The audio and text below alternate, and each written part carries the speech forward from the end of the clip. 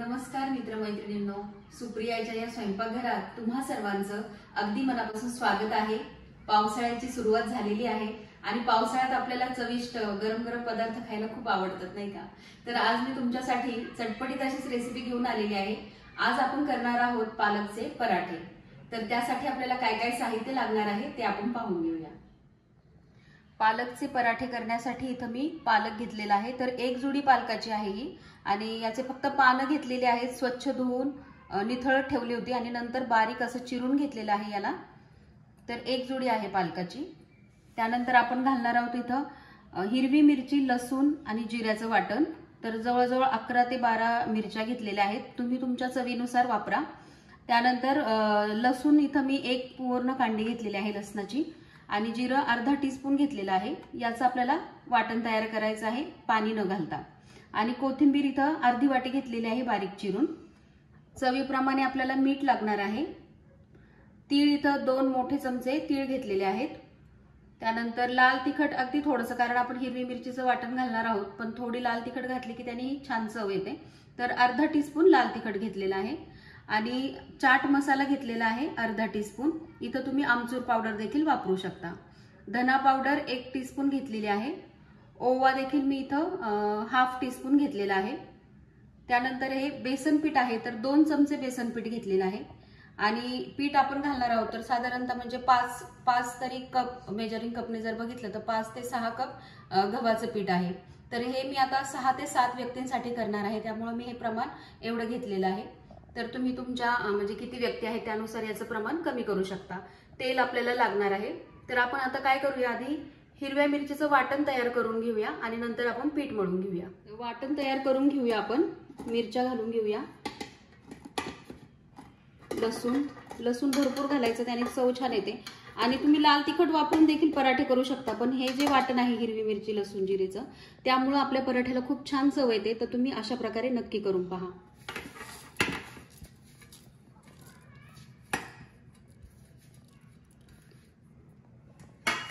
आता हे पाणी न घालता आपण वाटण तयार करून घेऊया।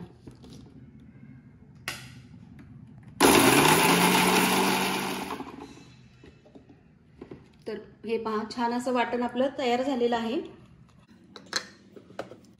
आता आपण पीठ मळून घेऊया। तर आपण परातीमध्ये आधी पालक घालून घेऊया।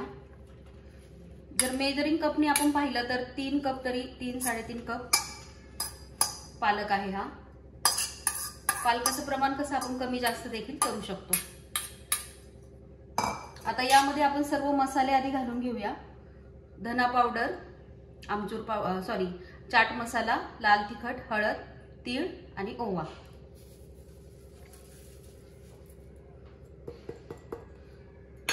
म्हणजे यामध्येच आपण सर्व मसाला एकत्र करून घेतला की त्यामुळे काय होतं की छान सगळीकडे तो पीठ मळताना देखील व्यवस्थित मसाला एकसारखा सगळीकडे लागतो। चवीप्रमाणे मीठ घालून घेऊया आपण।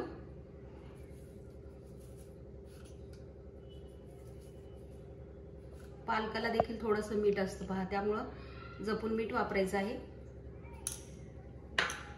हा जो आपण मिरचीचं वाटण केलेलं आहे किंवा ठेचा म्हणू शकतो तो घालून घेऊया।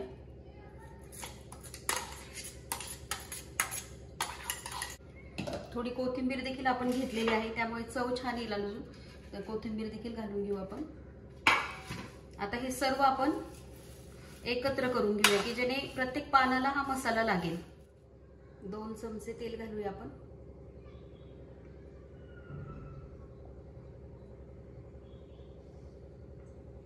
मसाला सर्व एकत्र करून घेतलेला आहे आपण। आता आपण काय करूया, हे बेसन पीठ देखील घालून घेऊया। बेसन पीठ थोडंच घेतलेलं आहे आणि यात मी पाणी देखील थोडं वापरणार आहे। मसाला आपला व्यवस्थित म्हणजे जवळजवळ याचे 15 ते 16 पराठे आपले तयार होणार आहेत, त्या अंदाजाने मी सर्व तिखट, मीठ वगैरे या गोष्टी घातलेल्या आहेत। 5 कप गव्हाचं पीठ मी घातलेलं आहे इथं। आता आपण हे पीठ व्यवस्थित, आधी लगेच पाणी घालायचं नाहीये, आधी पानाबरोबर आपण हे पीठ व्यवस्थित एकत्र करून घ्यायचं, ज्यामुळे पिठाला देखील ते मसाल्याचा फ्लेवर छान येईल। आता आपण छान एकत्र करून घेतलेलं आहे सर्व। अजून थोडंसं पीठ यामध्ये बसणार आहे. मी अजून 1 कप पीठ घालत आहे, म्हणजे टोटल आपण 6 कप पीठ यामध्ये घातलेलं आहे. थोडं थोडं पाणी घालून आपण हे पीठ छान असं मळून घ्यायचं आहे.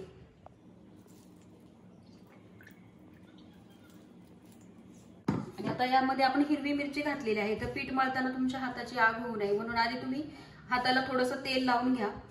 थोडं थोडं पाणी घालत घालत आपल्याला घट्ट असं पीठ मळायचं. मी व्यवस्थित असा आता पिठाचा गोळा तयार करून घेते. आणि हे पहा, खूप घट्टही केलेलं नाही आणि खूप पातळही नाही. तर अशा प्रकारे आपल्याला हे ठेवायचं आहे. छान व्यवस्थित मळून घेतलेलं आहे. आणि तुम्हाला दाखवलं तसं की 6 कप आपल्याला गव्हाचं पीठ लागलं होतं आणि त्यासाठी 2 ते 2.5 कप पाणी लागलेलं आहे मळण्यासाठी. आणि थोडंसं पीठ भुरभुरून व्यवस्थित ते मी मळून घेतलेलं आहे. थोडंसं तेल लावून घेते मी.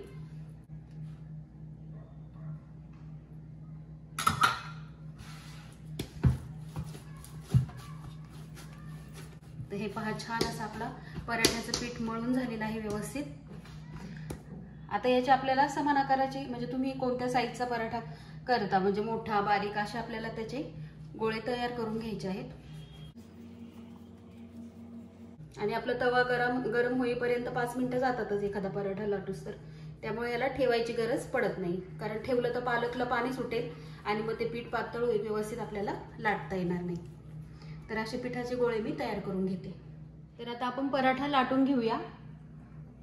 आपण जो गोळा तयार केलेला आहे त्याला पीठ लावून घ्यायचं आहे.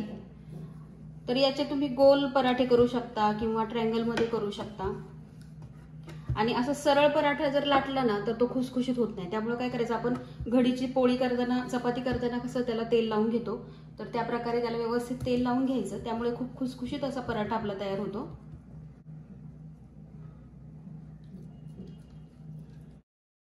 तर आपण ट्रायंगल मध्ये लाटून घेऊया याला त्रिकोणी आकारात. त्रिकोणी आकारात लाटताना काय करायचं की त्याचे जे 3 कोन असतात तर त्याच्यावरतीच आपल्याला याला लाटायचं आहे. छान असा आपला पराठा तयार आहे पहा. आता आपण याला भाजून घेऊया. गरम झालेला आहे. आता आपण बारीक गॅस करूया. थोडंसं तेल टाकते मी आणि आपला पराठा टाकून घेऊया. आणि बारीक गॅसवरतीच आपल्याला खमंग असा पराठा भाजायचा आहे.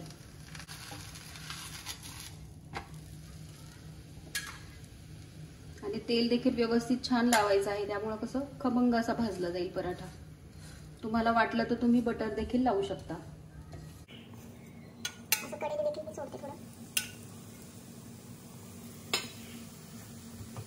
आणि खूपच तवा म्हणजे गार झालाय असं वाटलं तर थोडंसं टेम्परेचर वाढवायचं आहे मध्ये मध्ये.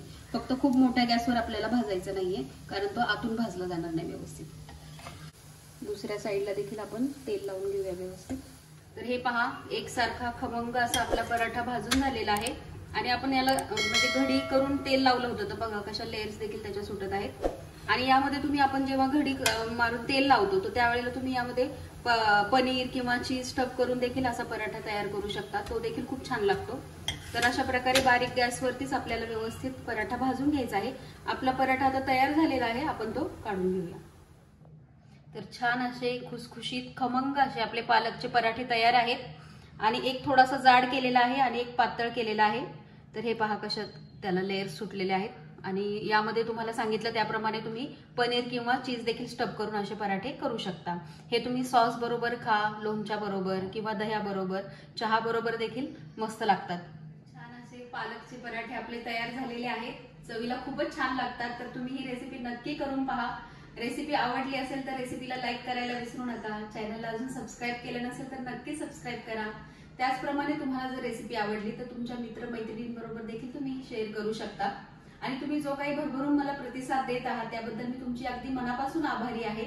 तर शेवटी एवढंच म्हणेन, माझ्या पाककलेला तुम्ही जो काही प्रतिसाद देत आहात त्याबद्दल तुमचे अगदी मनापासून धन्यवाद.